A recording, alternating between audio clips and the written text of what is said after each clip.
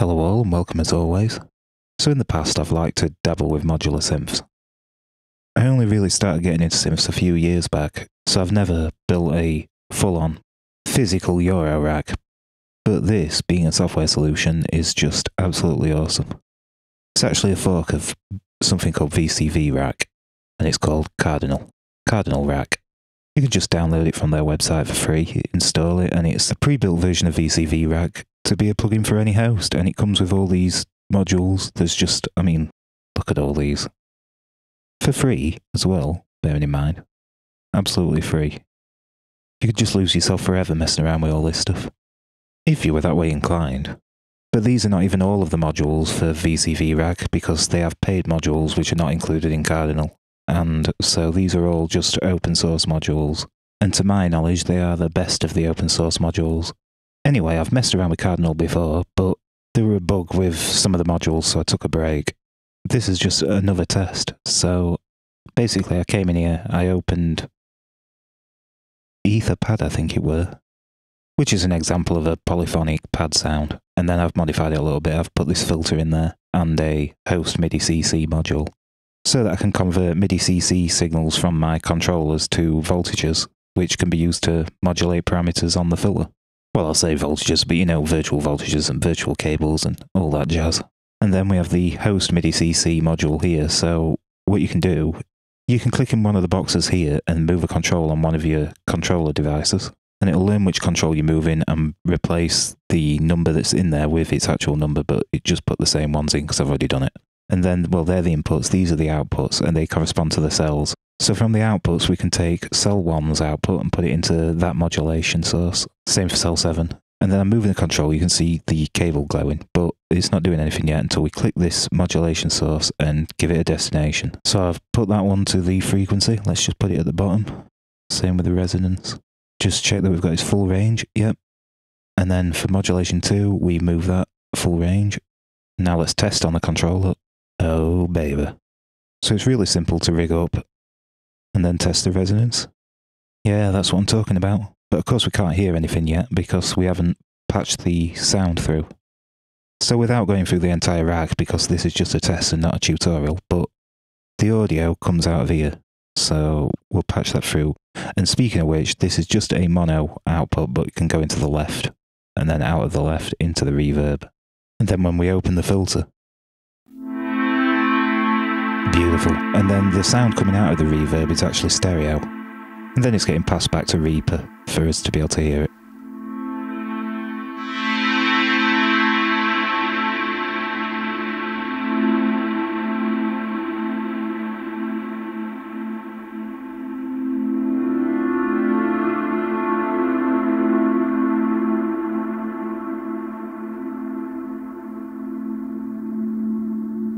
And now I think we will also use another control to control the drive. Then turn it to the bottom of its range so we've got full sweep. Then crank it up on a control. Oh shit. Maybe not that much drive. You don't have to worry too much, it might have got loud, but I will have saved you in post from the onslaught. And that's because I love you.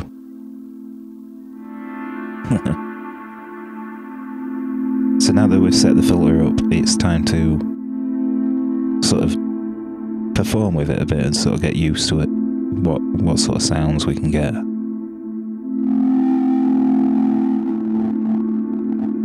So we've got to be careful of the drive and the resonance, obviously.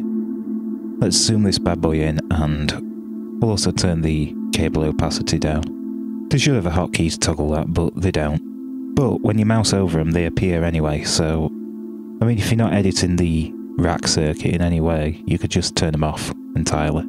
But we'll keep them on a little bit. Anyway, putting a filter like this before a reverb,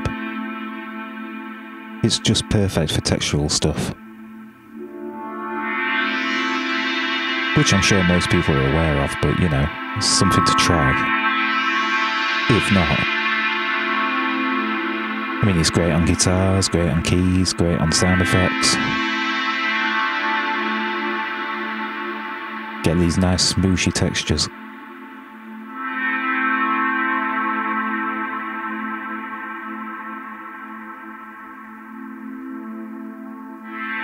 So basically I've got the sequence that I recorded into Reaper just playing. But then we can sort of perform this way with the filter into the reverb and transform the sequence into a whole new sort of thing. Anyway, this filter is a multi-filter, so let's press across and... Now this is interesting. It has a very strange frequency signature.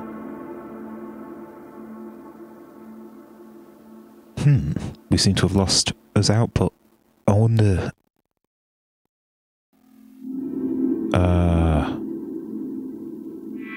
I see. You've got to have some drive on this filter type to get output. But it definitely has a lot of character to it.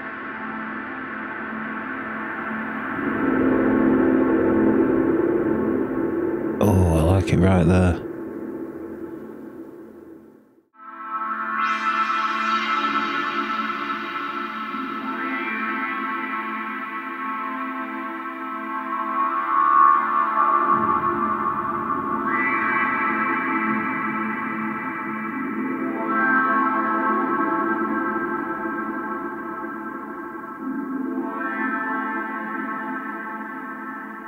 And of course, for times like this when you're just experimenting, don't know if you're supposed to be recording or whatever, if you've got scratch buffer or something like it, always capturing, then no good ideas or creations or anything can get left behind. So now with the resonance and drive settings, let's sweep through and see if we can find some nice resonances.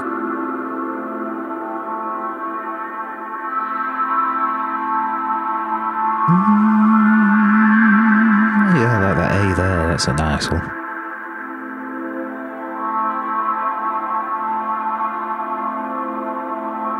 So this is a one-stage filter, but we can actually increase that.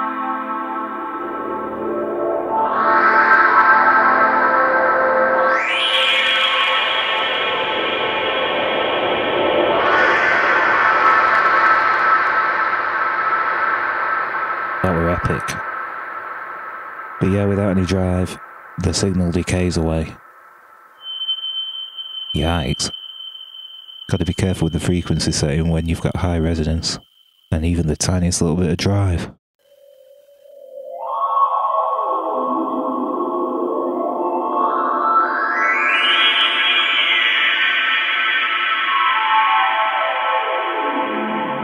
Wow, I have uses for sounds like that. I know, man. Does that sound so good or what?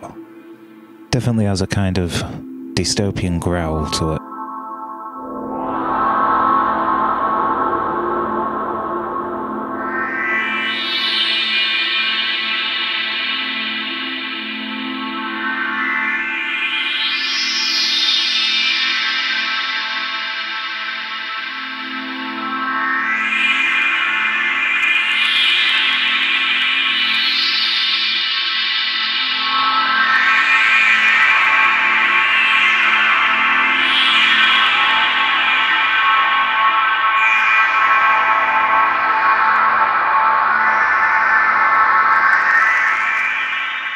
Sorry for any clipping, by the way, when I'm getting a bit extreme.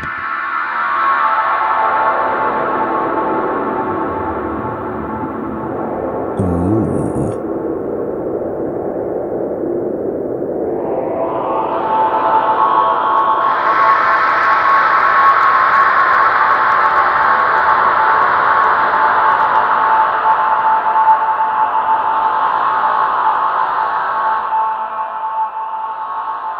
So then, I'll tell you what, because this is a test project, we'll keep that, the original sequence. We'll just offload it onto its own subtrack and mute it. And then, we'll just take the first chord. It'll just need tidying up a little bit there. Then we'll just copy it along. Make something quick and dirty. Just something simple. Sort of cinematic. Dystopian cinematic. Then I'll just copy it along to fill up the loop. Oop, not that.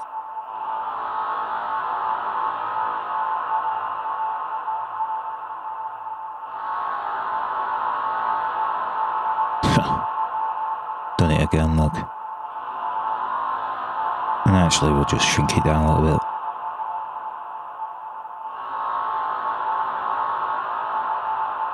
Aye, that'll do. Aye, sir.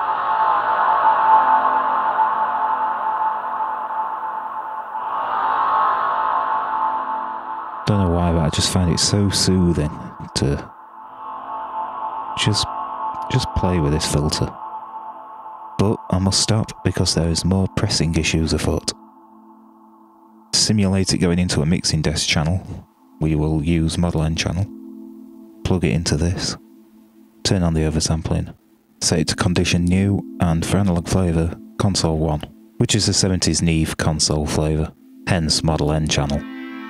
Now it's time to dial it in, at least a little bit.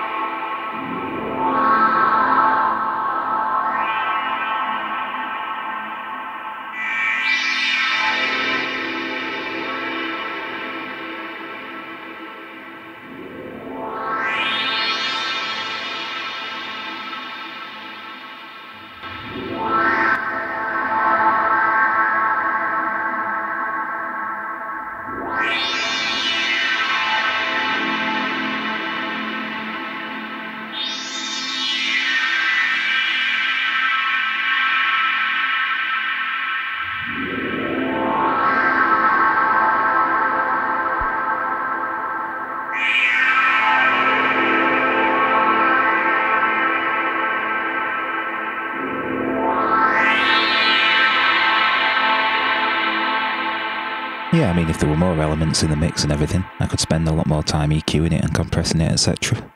But even now, it gives the general flavour that I wanted, for the most part. And now, it's time to record the performance with the filter. Recording, switch to the other monitor, and away we go. Off the cuff. We'll see what happens.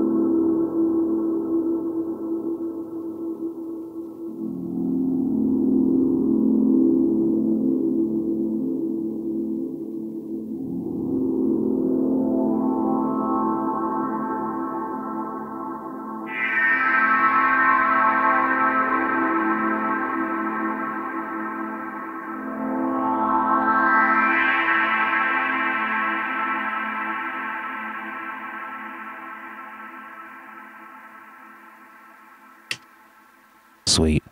And now if we play that back, it should have been recorded. Pressing play.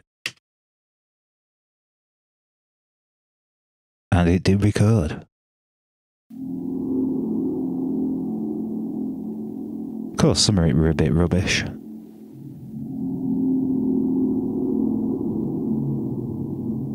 Kinda reminds me of Aliens, the film, or something like that.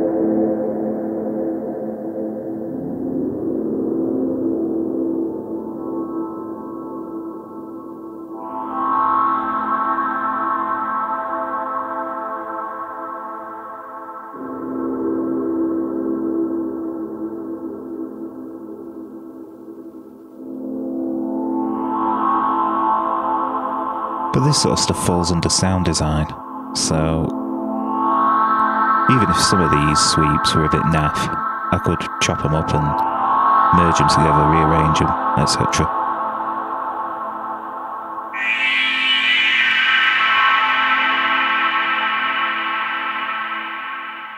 Yes, so I intend to play around with Cardinal Rack a lot more, and even try it on guitar. Because yes, for those who don't know, you can actually send audio into VCV Rack and use the modules to process it. And I could definitely make use of Plateau Valley and that filter for guitar sounds as well. In fact, I'm getting excited just thinking about it.